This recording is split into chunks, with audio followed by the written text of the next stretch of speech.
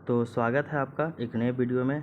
ये हमारा मुद्रास्फीति का क्लास नंबर 4 होने वाला है, जिसके अंतर्गत आज हम लोग लागत जनित मुद्रास्फीति के बारे में पढ़ेंगे।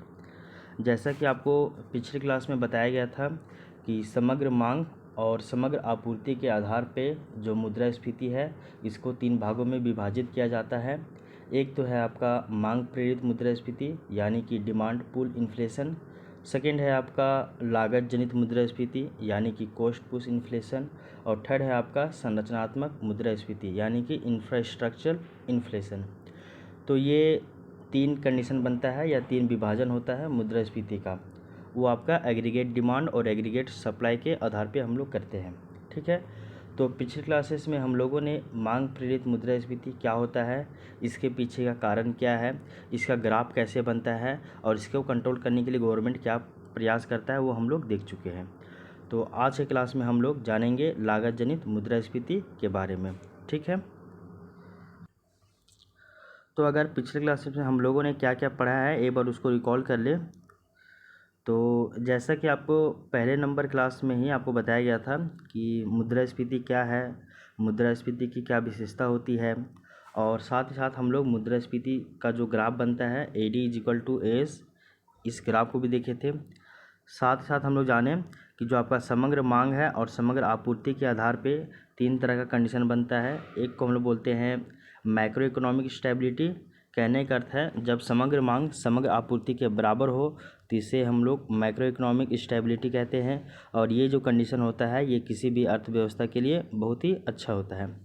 इसके अलावा सेकंड जो कंडीशन बनता है वहाँ पे समग्र जो मांग है वो ज़्यादा हो जाता है समग्र आपूर्ति से, तो इसको हम लोग the condition of excess demand कहते हैं, यानी कि इसी को मुद्रास्फीति या फिर इन्फ्लेशन कहा जाता है, ठीक है।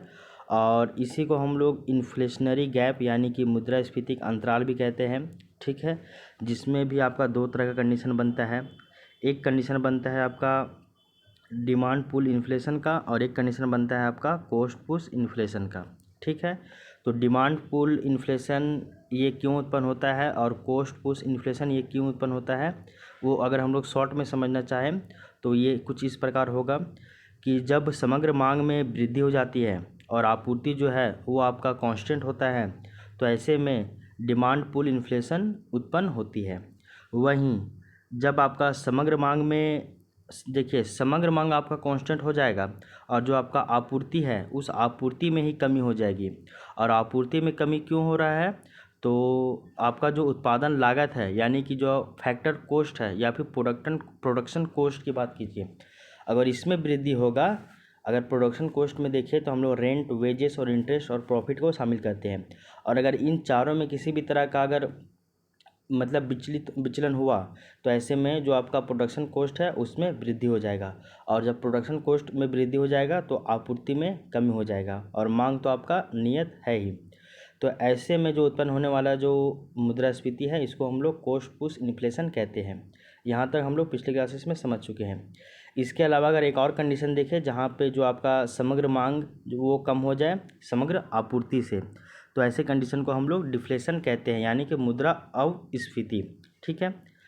तो इसमें एक चीज़ बताया जा रहा है कि जो आपका मुद्रा अवस्फीति है यानी कि डिफ्लेशन वाला कंडीशन ये हम लोग के सिलेबस में नहीं दिया हुआ है, ठीक है। तो इसके बारे में हम लोगों को डिटेल से नहीं पढ़ना है। हम लोगों को केवल समग्र मांग जो है वो ज़्यादा हो जाएगा समग्र आपूर्ति से, तो जिससे मुद्रास्फीति उत्पन्न होता है ये पढ़ना है। साथ ही साथ आपका समग्र मांग समग्र आपूर्ति के बराबर हो तो उसको हम लोग मैक्रो इकोनॉमिक स्टेबिलिटी कहते हैं, इसको पढ़ना है, ठीक है। इसके अलावा हम लोग जानते थे कि जो आपका मांग प्रेरित मुद्रास्फीति है, लागत जनित मुद्रास्फीति है और जो आपका मैक्रो इकोनॉमिक स्टेबिलिटी है, इन तीनों में क्या अंतर है और ये तीनों जो है किससे जुड़े हुए हैं ये हम लोग जान गए थे। इसके अलावा हम लोग ये भी जाने कि अकॉर्डिंग टू किन्स के अनुसार मुद्रास्फीति का क्या परिभाषा है वो हम लोग जाने, और ये किसके लिए लाभदायक है और किसके लिए नुकसानदायक है वो हम लोग समझ गए थे। उसके बाद हम लोग देखे थे नेक्स्ट क्लास में मुद्रास्फीति से संबंधित कुछ महत्वपूर्ण संकल्पनाएं देखे थे, और साथ ही साथ इसमें हम लोग एक ग्राफ भी देखे थे, ग्राफ के माध्यम से समझने का प्रयास किए थे कि जिसमें हम लोग देखे थे एक तो आपका इन्फ्लेशन होगा। इन्फ्लेशन जब आपका चरमो उत्कर्ष पे जाएगा तो वहाँ पे उसको हम लोग बोलते हैं हाइपर इन्फ्लेशन, जिसको हम लोग स्टैगफ्लेशन भी कहते हैं। फिर स्टैगफ्लेशन से जब वो नीचे आएगा तो इसको हम लोग डिसइन्फ्लेशन कहते हैं, और डिसइन्फ्लेशन से जब आपका नेगेटिव में जाएगा उसको बोलते हैं डिफ्लेशन, और अपने जब पूरा नेगेटिव में चला गया उसको हम लोग बोलते हैं उत्पादन जहाँ पे बहुत कम हो जाता है इसको हम बोलते हैं मंदी या फिर रिसेशन। इसके बाद इसमें धीरे धीरे सुधार होता है तो इसको बोलते हैं रिफ्लेशन। उसके बाद सुधार होने के बाद फिर ये धीरे धीरे ऊपर जाता है तो इसको बोलते हैं इन्फ्लेशन। फिर अपने चरम पे पहुंच गया तो फिर आपका स्टैगफ्लेशन या फिर हाइपर इन्फ्लेशन होगा। तो कहने का अर्थ है ये जो कंडीशन है इस तरह ये ऊपर नीचे होता ही रहता है। तो कभी ये इन्फ्लेशन, कभी हाइपर इन्फ्लेशन, कभी डिसइन्फ्लेशन, कभी डिफ्लेशन, तो कभी रिफ्लेशन, फिर इन्फ्लेशन, ये कंडीशन होता ही रहता है। तो इस ग्राफ को हम लोग समझें, और ग्राफ के प्रत्येक स्तर पे उत्पादन क्या होगा, बेरोजगारी क्या होगा और रोजगार क्या होगा, ये तीनों हम लोग जाने। ठीक है। इसके बाद हम लोग जो बेसिक टर्मिनोलॉजी था, जैसे कि इन्फ्लेशन क्या होता है, हाइपर इन्फ्लेशन क्या होता है, स्टैगफ्लेशन क्या होता है, डिसइन्फ्लेशन क्या होता है, डिफ्लेशन क्या होता है, रिफ्लेशन क्या होता है, ये हम लोग समझे। फिर डिफ्लेशन या रिफ्लेशन इनको कम करने के लिए गवर्नमेंट किस तरह का नीतियों का प्रयोग करता है, ये हम लोग जान गए। इसके अलावा एक और पॉइंट जो है वो है आपका स्टैगफ्लेशन। स्टैगफ्लेशन जो था इसके बारे में भी हम लोग पढ़ चुके हैं। इसके बाद हम लोग नेक्स्ट क्लास में मुद्रास्फीति के प्रकार के बारे में पढ़े, जिसमें हम लोग देखें कि मुद्रास्फीति का प्रकार जैसे कि आपका creeping inflation, walking inflation, running inflation, galloping inflation और आपका हाइपर इन्फ्लेशन क्या होता है, ये 5 प्रकार के बारे में हम लोग पढ़े। और 5 प्रकार में क्या होता है क्या नहीं होता है इसके बारे में डिटेल से हम लोग जाने। साथ ही साथ हम लोग थर्ड क्लास में हम लोग जाने कि जो आपका समग्र मांग और समग्र आपूर्ति के आधार पे जो मुद्रास्फीति है इसको अगेन 3 भागों में विभाजित किया जाता है।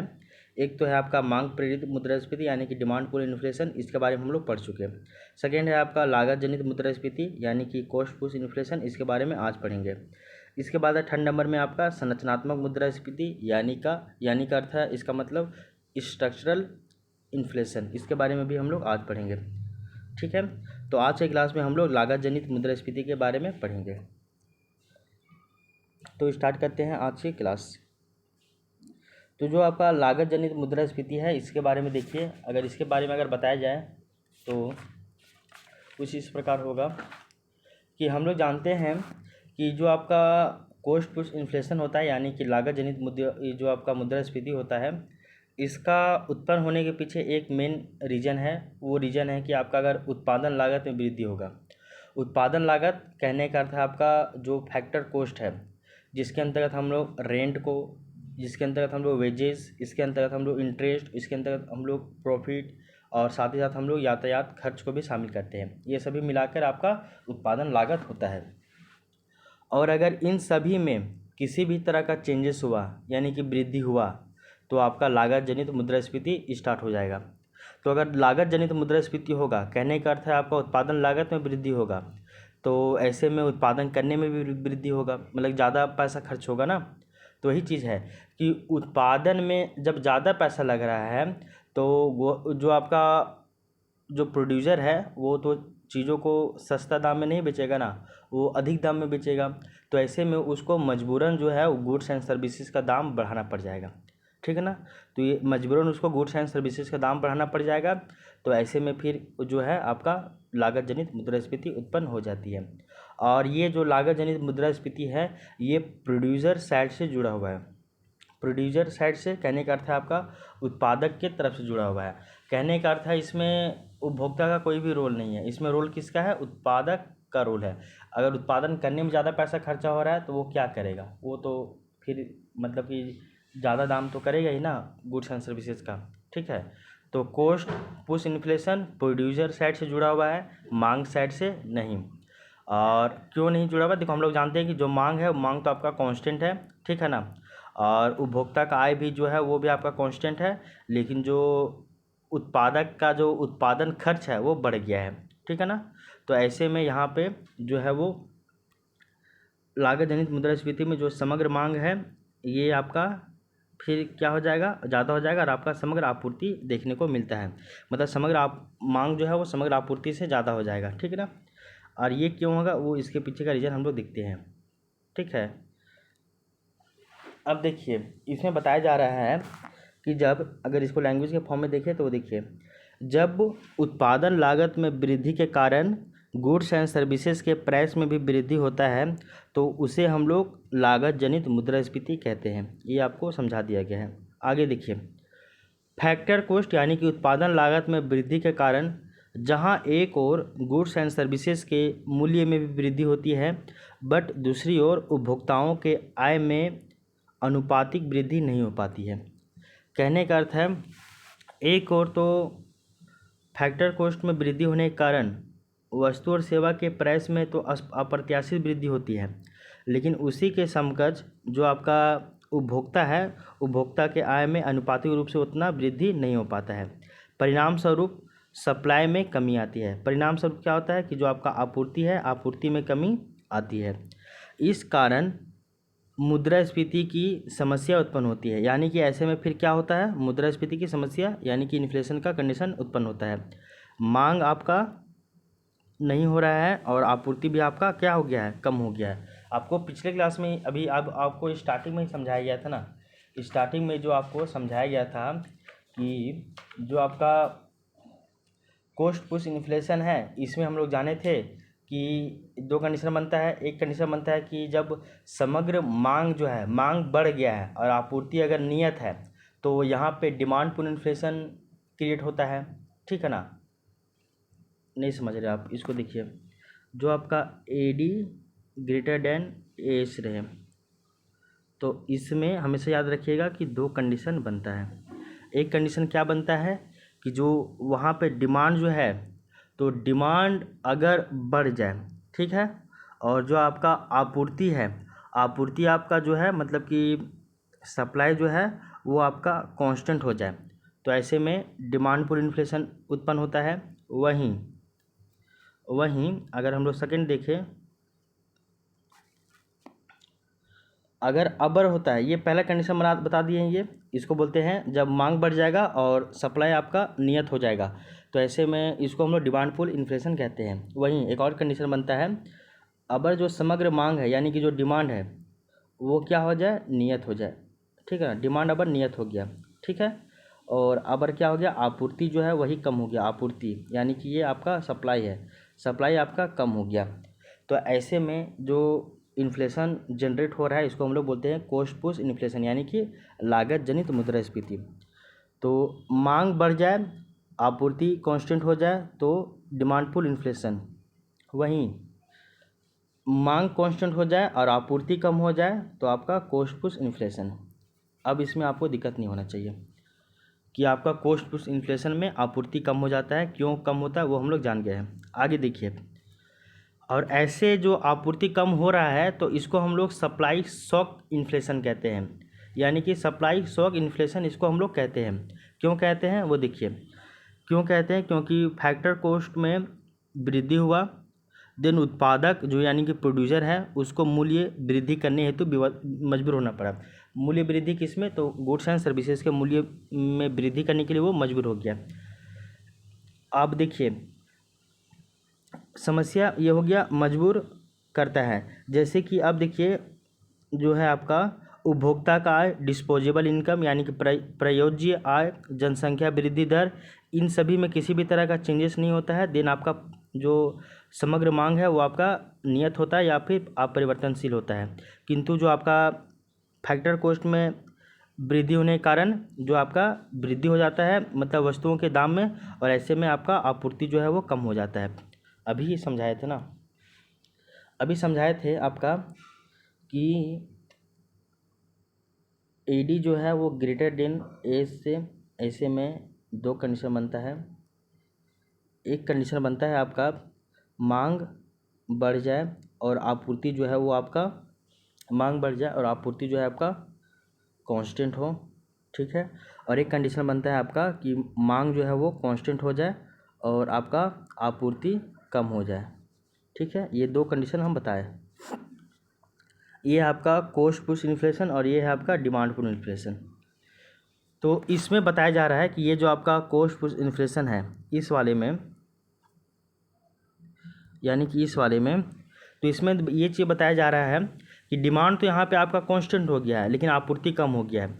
डिमांड कांस्टेंट क्यों हो गया है, क्योंकि जो मतलब कि उपभोक्ता का आय है, डिस्पोजेबल इनकम यानी कि प्रयोज्य आय है, और जो आपका जनसंख्या का जो वृद्धि दर है, इन सभी में किसी भी तरह का चेंज नहीं हो रहा, यानी कि उपभोक्ता का आय नहीं बढ़ा, डिस्पोजेबल इनकम भी नहीं बढ़ा, जनसंख्या वृद्धि भी नहीं हुआ, इन सभी में वृद्धि नहीं हुआ उस स्तर पे, तो ऐसे में मांग आपका कांस्टेंट हो गया। तो मांग कांस्टेंट क्यों हुआ, इसके पीछे का रीज़न हम लोग देख लिए।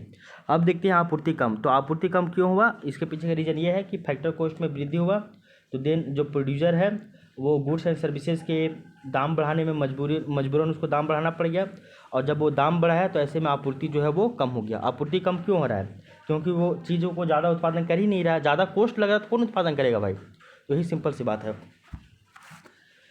तो ये हम लोग समझ गए हैं। तो अब आपको डिमांड पुश इन्फ्लेशन और कॉस्ट पुश इन्फ्लेशन में किसी भी तरह का कोई भी कन्फ्यूजन नहीं होना चाहिए। डिमांड पुश इन्फ्लेशन में हमेशा याद रखिएगा कि मांग आपका बढ़ जाता है और आपूर्ति आपका कांस्टेंट हो जाता है, यानी कि नियत हो जाता है। ये दोनों क्यों होता है ये हम लोग समझ गए हैं। वहीं जो आपका कॉस्ट पुश इन्फ्लेशन है, यहाँ पे आपका मांग कांस्टेंट हो जाता है। क्यों होता है, क्योंकि हम लोग देखें व्यक्ति के उपभोक्ता के आय में वृद्धि नहीं हो रहा है, प्रयोज्य आय में वृद्धि नहीं हो रहा है, जनसंख्या का जो दर है वो भी कांस्टेंट है, इस कारण से आपका मांग भी कांस्टेंट हो जाएगा। इसमें आपका आपूर्ति कम हो जाता है। आपूर्ति कम क्यों होता है, तो फैक्टर कॉस्ट में वृद्धि के कारण, ये हम लोग जान गए हैं। तो इससे जो जनरेट होता है इसको हम लोग बोलते हैं कॉस्ट पुश इन्फ्लेशन। तो आई होप ये वाला जो पॉइंट था ये आपको हम समझाने में सफल रहे हैं। अब हम लोग नेक्स्ट देखते हैं इसमें इसकी आगे की बात। इसमें बताया जा रहा है कि जो आपका फैक्टर कॉस्ट है, तो फैक्टर कॉस्ट में वृद्धि हो रहा है, तो ऐसे में समग्र आपूर्ति में कमी हो रहा है। समग्र आपूर्ति में क्यों कमी हो रहा है, क्योंकि उत्पादन करने में ज़्यादा पैसा लग रहा है, इसलिए आपूर्ति भी कम हो जाएगा। सिंपल सी बात है, इसको हम लोग कॉस्ट पुश इन्फ्लेशन कहते हैं। तो कॉस्ट पुश इन्फ्लेशन में आप 2 पॉइंट याद रखिएगा कि यहाँ पे जो है मांग आपका यानी कि डिमांड ये कांस्टेंट हो जाएगा, और साथ ही साथ आपका आपूर्ति जो है यानी कि सप्लाई वो कम हो जाएगा। ये कांस्टेंट क्यों हुआ वो जान गए हैं, आपूर्ति कम क्यों हुआ वो भी हम लोग जान गए हैं। अब आगे देखिए लॉ ऑफ सप्लाई। अगर हम लोग लॉ ऑफ सप्लाई की बात करें तो लॉ ऑफ सप्लाई क्या कहता है, वो कहता है कि जब कभी भी प्राइस अगर आपका बढ़ जाता है तो ऐसे में जो है सप्लाई वो कम हो जाएगा। ये आपका लॉ ऑफ सप्लाई कहता है, यानी कि आपूर्ति का नियम कहता है। ठीक है, इसके बाद अगर हम लोग ग्राफ देखें तो ग्राफ के माध्यम से भी इसको समझाया गया। वो ग्राफ क्या कहता है वो देखिए। इससे पहले एक पॉइंट और आप पता होना चाहिए आपको कि जो आपका ग्रामीण भारत है, यहाँ पे आज़ादी के समय से ही लागत जनित मुद्रास्फीति यहाँ पे देखने को मिलती है, यानी कि उत्पादन करने में ही आपको ज़्यादा पैसा लग रहा है, इसलिए वहाँ पे चीज़ जो है वो महंगा मिलता है ग्रामीण परिवेश में। ठीक है, अब इसके बाद हम लोग ये एक ग्राफ देखते हैं, जिस ग्राफ के माध्यम से हम लोग लागत जनित मुद्रास्फीति को समझेंगे। अगर हम लोग ये ग्राफ देखें तो ग्राफ में जो है वो चीज़ों को इस तरह समझाया जा रहा है कि एक तरफ तो ये आपका सामान्य कीमत स्तर में जो है वो सामान्य कीमत स्तर को दिखा रहा है कि ये जो है आपका सामान्य कीमत स्तर है। ठीक है, वहीं नीचे वाला जो पॉइंट है ये आपका कुल व्यय और कुल आय को दर्शा रहा है। ठीक है, अब इसमें देखिए ये एक लाइन गया है ऊपर से नीचे की ओर आ रहा है, ये है आपका समग्र मांग का लाइन। ठीक है, यानी कि समग्र मांग। तो ये जो ऊपर से नीचे आ रहा है इसको हम लोग समग्र मांग कहते हैं। ठीक है, अब देखिए कोई यहाँ पे प्राइस है। ठीक है, प्राइस दिखते हैं, यहाँ पे एक पी है, ये आपका कोई प्राइस है। ठीक है, अब इसमें जो एक ये लाइन आया है खिंचा हुआ लाइन, हम लोग देखें कि यहाँ से ये एक लाइन ऊपर से नीचे की ओर आया है, इस लाइन को हम लोग समग्र मांग कहते हैं, यानी कि ये आपका मांग वक्र है, यानी कि डिमांड कर्व है। ठीक है, और ये आपका एक प्राइस है। तो इस प्राइस से हम लोग देखते हैं ये जाकर इस वाली कंडीशन में मिल रही है, तो यहाँ पे ये जो मिल रही है, ठीक है, ये वाला भाग यहाँ पे मिल रही है, और इसके बाद ये प्राइस को हम लोग ये ग्राफ को हम लोग जो है वो नीचे मिला देते हैं। देखिए ये ऐसे मिला दिए, तो ये आपका प्राइस गया और मांग वक्र को इस वाले प्लेस में काटा और फिर इसको हम लोग नीचे मिला दिए। तो ये जिस प्लेस पे काटा है इसको हम लोग बोलते हैं, यहाँ पे AD जो होगा वो AS के बराबर होगा, यानी कि AD is equal to AS। इसको हम लोग समग्र मांग समग्र आपूर्ति के बराबर वाला कंडीशन कहते हैं, और ये भी किसी भी अर्थव्यवस्था में जो है वो अच्छा होता है। ठीक है, अब देखते हैं ये पहला हम लोग कंडीशन जान गए हैं कि एक आपका प्राइस पे जो मांग वक्र को जहाँ पे काटा उसको हम लोग क्या बोल दिए, समग्र आपूर्ति जो है वो समग्र मांग के बराबर हो गया। उसके बाद धीरे धीरे क्या हुआ, प्राइस में वृद्धि हुआ, ये आपका प्राइस बढ़ गया। और जब आपका प्राइस में वृद्धि हुआ तो ये आपका P1 बन गया। अब P1 भी आगे गया तो ये जाते जाते जाते जाते ये मांग वक्र को इस वाले प्लेस में काटा है। तो इस वाले प्लेस में काटा तो यहाँ से भी एक हम लोग लाइन एक रेखा खींचे नीचे की ओर, ये हो गया, ठीक है। उसके बाद देखिए हम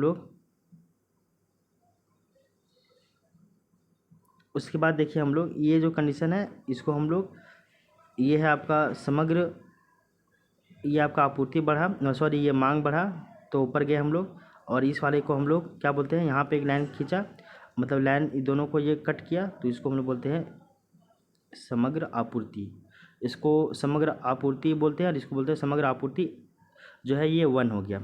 उसके बाद फिर जो है आपका प्राइस बढ़ गया, फिर देखिए फिर आपका प्राइस बढ़ा तो फिर ये यहाँ पे काटा तो इस जगह पे काटा तो यहाँ पे फिर एक आपका जो है वो हम लोग आपूर्ति कर्व खींचेंगे, यानी कि सप्लाई कर्व खींचे, वक्र खींचे। तो यहाँ पे फिर काटा तो इस वाले को हम लोग AS2 कह दें, यानी कि समग्र आपूर्ति 2, ठीक है। पहले वाले को हम लोग समग्र आपूर्ति कहें, दूसरे वाले को हम समग्र आपूर्ति 1 कहें और तीसरे वाले को समग्र आपूर्ति 2 कहें, ठीक है।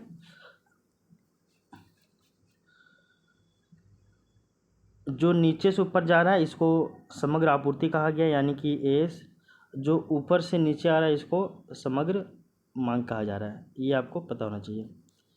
तो इसमें दिखाया जा रहा है एक चीज़ कि देखिए ये वाला जो ग्राफ बन रहा है, पहला का कटा तो यहाँ पे बना, फिर जब आपका मांग बढ़ा तो ये इधर की ओर बन रहा है, यानी कि आपूर्ति कम हो रहा है। फिर आपका मांग बढ़ा यहाँ पे तो फिर आपका ये यहाँ कटा और उसके बाद ये ऊपर से नीचे आया। कहने का अर्थ है यहाँ पे भी फिर आपका आपूर्ति कम हो गया। कहने का अर्थ है आपका जैसे जैसे मांग ज़्यादा हो रहा है वैसे वैसे आपका आपूर्ति जो है वो कम हो रहा है। तो मांग एक तरफ ज़्यादा हो रहा है और एक तरफ आपका आपूर्ति कम हो रहा है। तो यही चीज़ यहाँ पे, यही पॉइंट आपको यहाँ पे समझाया गया था। तो इस बात को आप समझ जाइए कि यहाँ पे आपका जिस तरह से मांग जो है वो बढ़ गया है उसी तरह यहाँ पे आपूर्ति जो है वो आपका कम हो गया, ठीक है। तो यहीं पे ये बताया गया था। और अगर हम लोग इस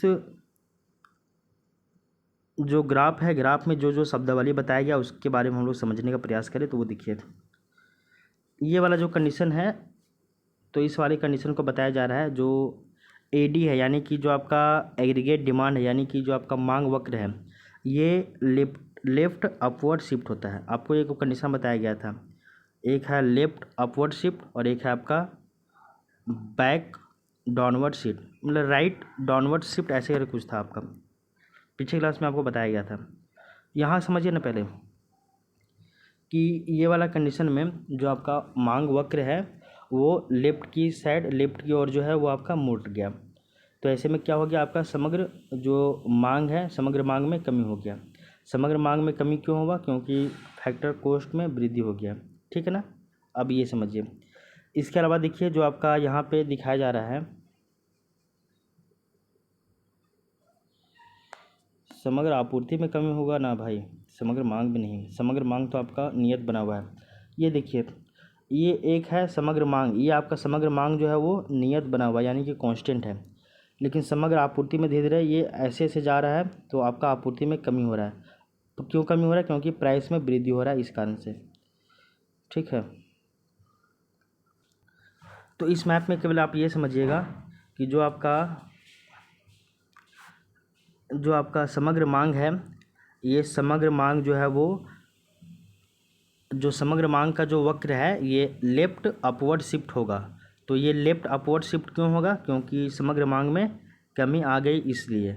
और समग्र मांग में कमी आ रही है क्यों, क्योंकि जो आपका फैक्टर कॉस्ट है इसमें वृद्धि आ रही है, इस कारण से।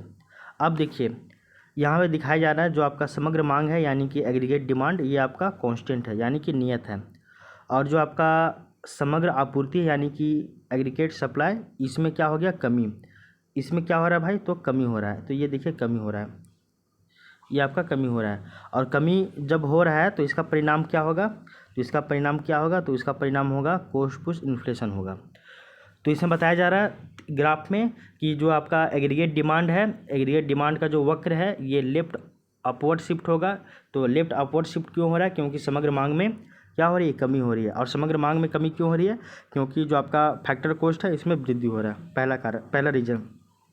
दूसरा, इस ग्राफ में समझाया जा रहा है कि जो आपका समग्र मांग है यानी कि एग्रीगेट डिमांड, ये वाला, ये आपका क्या है, कांस्टेंट है।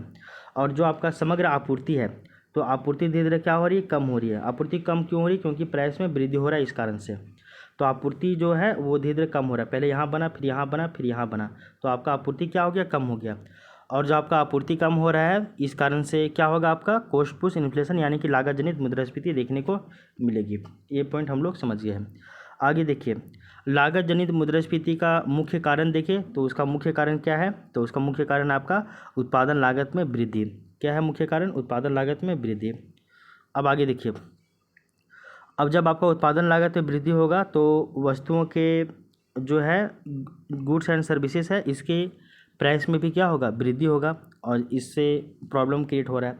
आगे देखिए, जो आपका लागत जनित मुद्रास्फीति है ये किससे जुड़ा हुआ है, तो ये प्रोड्यूसर साइड से जुड़ा हुआ है। प्रोड्यूसर साइड से जुड़ा हुआ है, कहने का अर्थ है ये आपका उत्पादक से जुड़ा हुआ है, और मांग साइड से नहीं। मांग साइड से नहीं जुड़ा हुआ, क्यों नहीं जुड़ा हुआ है, क्योंकि मांग तो आपका कांस्टेंट है ना, इस कारण से। तो अभी हमेशा आपको बताते आए हैं कि जो आपका एग्रीगेट डिमांड है ये ज़्यादा हो जाएगा एग्रीगेट सप्लाई से। इसमें दो कंडीशन बनता है, एक आपका डिमांड पुल इन्फ्लेशन और एक आपका कॉस्ट पुश इन्फ्लेशन वाला कंडीशन हम लोग देखें। तो डिमांड पुल इन्फ्लेशन में देखिए कि डिमांड बढ़ गया और आपका आपूर्ति वो कांस्टेंट रह गया, ठीक है।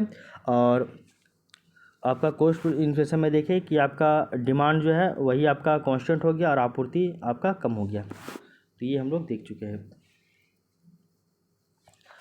इसके अलावा देखिए कि अगर ओवरऑल देखा जाए तो आपका कैसे कंडीशन देखने को मिलेगा, तो एडी जो है वो ग्रेटर देन एज से, यही वाला कंडीशन रहेगा। तो ये था हम लोग का लागत जनित मुद्रास्फीति। तो आई होप ये आपको टॉपिक समझ में आया होगा, और अब इसमें कभी कन्फ्यूजन नहीं होगा लागत जनित मुद्रास्फीति में। अब देखते हैं हम लोग जो आपका लागत जनित मुद्रास्फीति है इसका हम लोग कारण देखते हैं, तो कि आखिर जो लागत जनित मुद्रास्फीति है ये क्यों होता है। तो इसके पीछे का रीजन हम लोग जानते हैं। तो लागत जनित मुद्रास्फीति कम होने के पीछे, मतलब ये लागत जनित मुद्रास्फीति होने के पीछे का कारण देखिए, तो पहला कारण है आपका आर्थिक अवसंरचनाओं में अगर कमी होगा। आर्थिक अवसंरचना यानी कि जो आपका इकोनॉमिक इंफ्रास्ट्रक्चर है, अगर इसमें कमी होगा, जैसे कि ऊर्जा आपूर्ति में अगर विचलन होगा, यातायात साधनों में, और जो भंडारण क्षमता है इत्यादि, इन सभी में अगर किसी भी तरह का कमी होगा तो आपका लागत जनित मुद्रास्फीति होगा। कहने का अर्थ है अगर आपका आर्थिक अवसंरचना ही ठीक नहीं रहा, जैसे कि आपके पास ऊर्जा का आपूर्ति नहीं है, आपके पास यातायात साधन नहीं है, आपके पास स्टोरेज का सुविधा नहीं है, तो ऐसे में आपको उसमें ज़्यादा खर्च करना पड़ेगा ना। तो ऐसे में इनको खर्च करने में तो आपका पैसा लग रहा है, तो ऐसे में आपका उत्पादन लागत बढ़ रहा है, पहला रीजन। दूसरा रीजन है कि आपका अप्रत्यक्ष कर जो है इनडायरेक्ट टैक्स है, अगर इसमें वृद्धि हो रहा है तो आपका उत्पादन करने में भी ज़्यादा खर्च होगा। दूसरा रीजन है कि प्रत्यक्ष कर में भी वृद्धि। अगर हम लोग डायरेक्ट टैक्स की बात करें तो डायरेक्ट टैक्स में भी अगर वृद्धि होगा तो इससे भी आपका प्रोडक्शन कॉस्ट बढ़ेगा, ठीक है ना। इसके अलावा अगर हम लोग थर्ड पॉइंट देखें, तो ये वाला थर्ड पॉइंट, तो थर्ड पॉइंट में बताया जा रहा है कि जो आपका कच्चे पदार्थ है यानी कि रॉ मटेरियल है, तो जो आपका रॉ मटेरियल है इसके प्रशासनिक मूल्य में वृद्धि हो गया, यानी कि कच्चा पदार्थ का दाम ही बढ़ गया, जैसे कि पेट्रोल, डीजल, बिजली, कोयला इत्यादि, इन सभी के मूल्य में वृद्धि होगा। देन आपका जो एमएसपी है, एमएसपी भी प्रशासनिक मूल्य का बेस्ट एग्जांपल है। तो कहने मतलब अगर इन सभी में अगर वृद्धि होता है तो ओवरऑल आपका लागत जनित मुद्रास्फीति देखने को मिलता है। क्यों होता है, क्योंकि अगर रॉ मटेरियल में वृद्धि हुआ, पेट्रोल, डीजल, बिजली, कोयला, इन सभी के दाम बढ़ा तो आपका प्रोडक्शन कॉस्ट बढ़ जाएगा, और आपका प्रोडक्शन कॉस्ट भी बढ़ जाएगा तो आपका गुड्स एंड सर्विसेज का प्राइस बढ़ जाएगा, और ऐसे में आपूर्ति कम हो जाएगा तो आपका लागत जनित मुद्रास्फीति आ जाएगा। सिंपल सी बात है।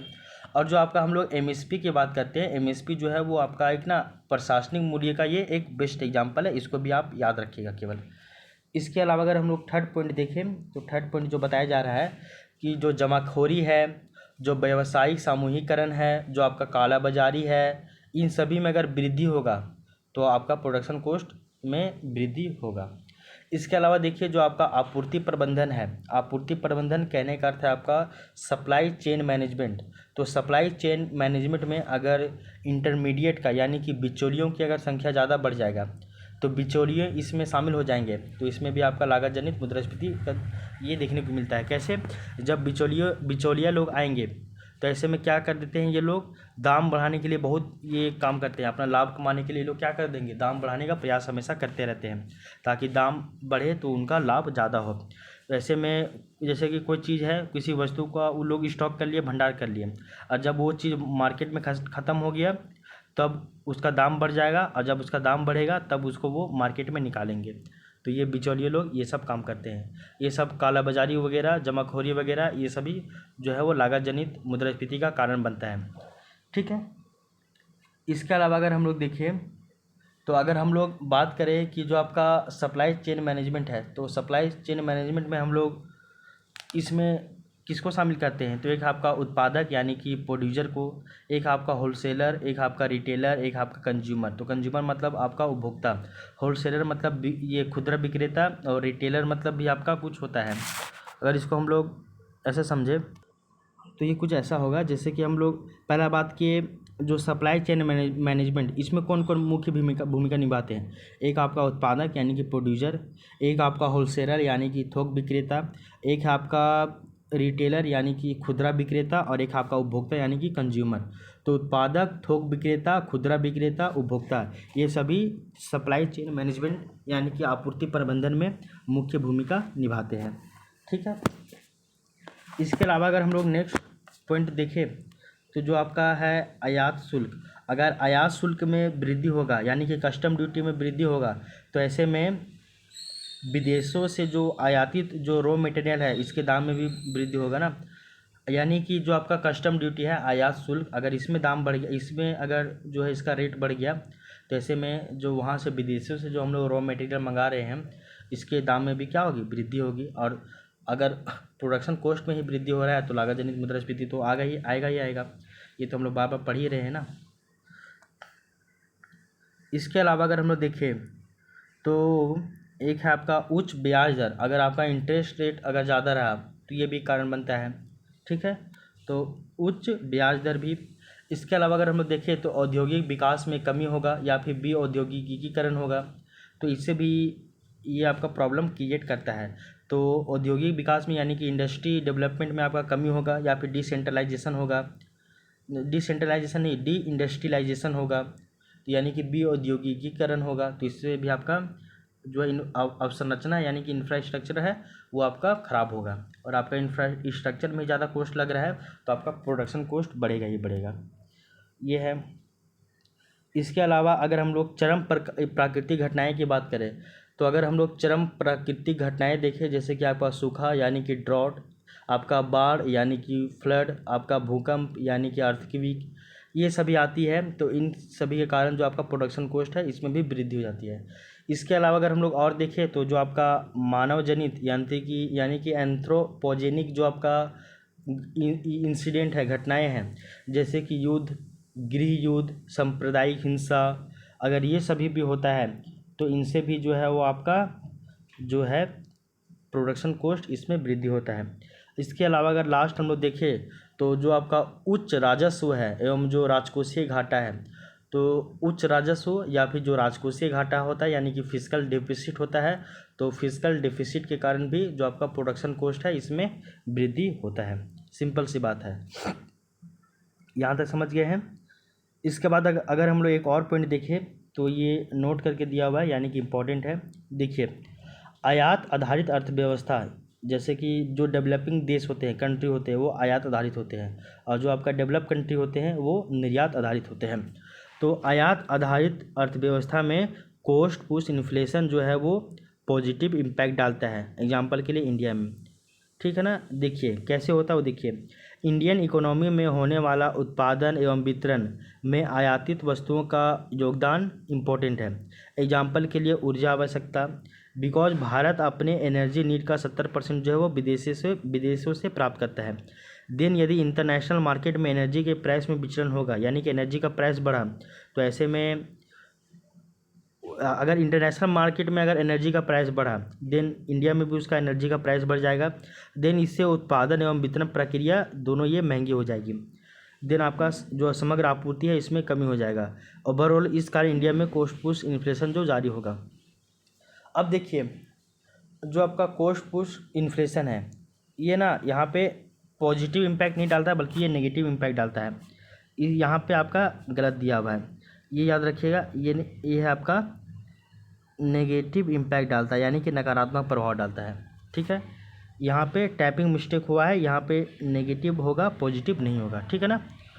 ये तो बताया जा रहा है कि जो आपका आयात आधारित अर्थव्यवस्था होता है, यहाँ पे जो लागत जनित मुद्रास्फीति है ये नेगेटिव इम्पैक्ट डालता है। क्यों डालता है? जैसे कि एग्जांपल हम लोग भारत की बात करें तो देखते हैं हम लोग कि भारत जो है अपने अर्थव्यवस्था में उत्पादन और वितरण जो प्रक्रिया है इसमें जो है वो आयातित वस्तुओं का जो योगदान है ये बहुत ज़्यादा है। और ऐसे में भारत को बहुत सारा ऊर्जा आवश्यकता होती है। तो अगर एक एग्जांपल समझे तो जैसे कि भारत जो है अपना ऊर्जा आवश्यकता के लिए दूसरे देशों पर निर्भर है। हम लोग जाने थे ना कि जो भारत जो है वो क्रूड ऑयल मंगाता है। तो ऐसे में अगर इंटरनेशनल मार्केट में अगर क्रूड ऑयल का यानी कि एनर्जी का अगर दाम बढ़ा तो ऐसे में भारत को भी एनर्जी ज़्यादा दाम में मिलेगा। अब ऐसे में अगर एनर्जी का दाम बढ़ गया तो इसका उत्पादन और इसके वितरण जो प्रोसेस है ये भी महंगा हो जाएगा। देन ऐसे में आपका समग्र आपूर्ति जो है वो कम हो जाएगा। और ओवरऑल विदेशों में यानी कि इंटरनेशनल मार्केट में एनर्जी का प्रभाव हो रहा है, एनर्जी का विचलन हो रहा है, ज़्यादा हो रहा है, कम हो रहा है, और इसका प्रभाव भारत में भी देखने को मिल रहा है। तो ओवरऑल ये आप पॉइंट याद रखिएगा। और यहाँ पे आयातित देश में जो आयातित आधारित अर्थव्यवस्था होती है वहाँ पे जो कॉस्ट पुश इन्फ्लेशन है वो नेगेटिव इम्पैक्ट डालता है, पॉजिटिव नहीं। इस बात को याद रखिएगा, यहाँ पे टाइपिंग मिस्टेक है।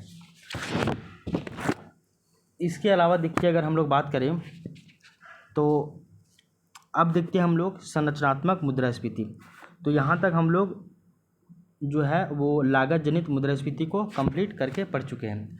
अब हम लोग लागत जनित मुद्रास्फीति को देख चुके हैं। अब हम लोग देखेंगे संरचनात्मक मुद्रास्फीति यानी कि इंफ्रास्ट्रक्चरल इन्फ्लेशन। तो इंफ्रास्ट्रक्चरल इन्फ्लेशन क्या होता है वो देखिए। जब कॉस्ट पुश इन्फ्लेशन की प्रकृति वो चिरकालिक यानी कि निरंतर होती है तो उसे संरचनात्मक मुद्रास्फीति कहते हैं। यानी कि जो आपका लागत जनित मुद्रास्फीति है अगर इसका जो प्रकृति है वो अगर लगातार हो जाए यानी कि चिरकालिक हो जाए, निरंतर हो जाए, तो इसे ही हम लोग ऐसी जो इन्फ्लेशन होती है इसी को हम लोग मुद्रास्फीति कहते हैं। कैसी? संरचनात्मक मुद्रास्फीति कहते हैं। ठीक है ना। आगे देखिए, इस इन्फ्लेशन यानी कि संरचनात्मक मुद्रास्फीति की जो समस्या है वो विकासशील देशों में और अल्प विकसित देशों में ज़्यादा देखने को मिलती है। ठीक है। वो सिंपल सी बात समझिएगा कि संरचनात्मक मुद्रास्फीति क्या होता है। तो इसके बारे में देखिए कि जो आपका लागत जनित मुद्रास्फीति है यानी कि कॉस्ट पुश इन्फ्लेशन है, अगर इसका जो नेचर है, प्रकृति है, वो लगातार रह जाए चिरकालिक बहुत लंबे समय तक, तो इसको हम लोग संरचनात्मक मुद्रास्फीति कहते हैं। ठीक है, पहला पॉइंट। जो आपका विकासशील और जो आपका अल्प विकसित देश है यहाँ पे संरचनात्मक मुद्रास्फीति देखी जाती है लगातार, हमेशा ये समस्या ये देखने को मिलती है। और ये विकासशील और यानी कि डेवलपिंग और अंडर डेवलपिंग कंट्री में ही क्यों देखने को मिलता है? तो इसका मुख्य कारण है कि यहाँ पे अवसंरचनात्मक पिछड़ापन है यानी कि इंफ्रास्ट्रक्चर जो है बैकवर्ड है। ये पहला कारण है, ये मुख्य कारण है। इसके अलावा अगर हम लोग इसका अन्य कारण भी देखें तो अन्य कारण में है आपका जमाखोरी। अन्य कारण में आपका जमाखोरी, व्यावसायिक एकत्रीकरण, आपका काला बाजारी यानी कि ब्लैक मार्केट, ये इन सभी में ये देखने को मिलता है। तो अन्य कारण में जमाखोरी, व्यावसायिक एकत्रीकरण, काला बाजारी, इन सभी के कारण भी आपको विकासशील और अल्प विकसित देशों में संरचनात्मक मुद्रास्फीति देखने को मिलता है। ये हम लोग समझ गए हैं। इसके बाद देखिए भारत का जो कृषि क्षेत्र है ये एक मेजर फीचर है कॉस्ट पुश इन्फ्लेशन का। तो भारत का जो कृषि क्षेत्र है तो कृषि क्षेत्र का एक प्रमुख विशेषता है वो है आपका संरचनात्मक मुद्रास्फीति। तो कृषि क्षेत्र में आपका प्रोडक्शन कॉस्ट ही ज़्यादा हो रहा है और उससे लाभ नहीं हो रहा है तो कृषि क्षेत्र आपको डूबेगा ही डूबेगा। और हम लोग देखिए कि जो आपका लागत जनित मुद्रास्फीति है अगर इसका प्रकृति लगातार रहा, निरंतर रहा, चिरकालिक रहा तो ये आपका संरचनात्मक मुद्रास्फीति कहलाता है। तो भारत का जो कृषि क्षेत्र है ये आपका संरचनात्मक मुद्रास्फीति से ग्रसित है। सिंपल सी बात हम लोग समझ चुके हैं।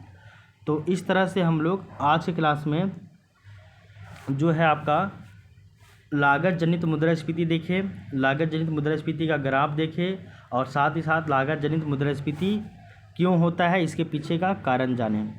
उसके बाद हम लोग एक एग्जाम्पल के माध्यम से जाने कि लागत जनित मुद्रास्फीति जो है वो आयात आधारित अर्थव्यवस्था के लिए कैसे नुकसानदायक होता है या कैसे इस पे ऊपर वो नकारात्मक प्रभाव डालता है, वो देखिए। इसके अलावा हम लोग संरचनात्मक मुद्रास्फीति यानी कि मतलब कि आपका संरचनात्मक यानी कि स्ट्रक्चरल इन्फ्लेशन के बारे में भी हम लोग पढ़े, है ना।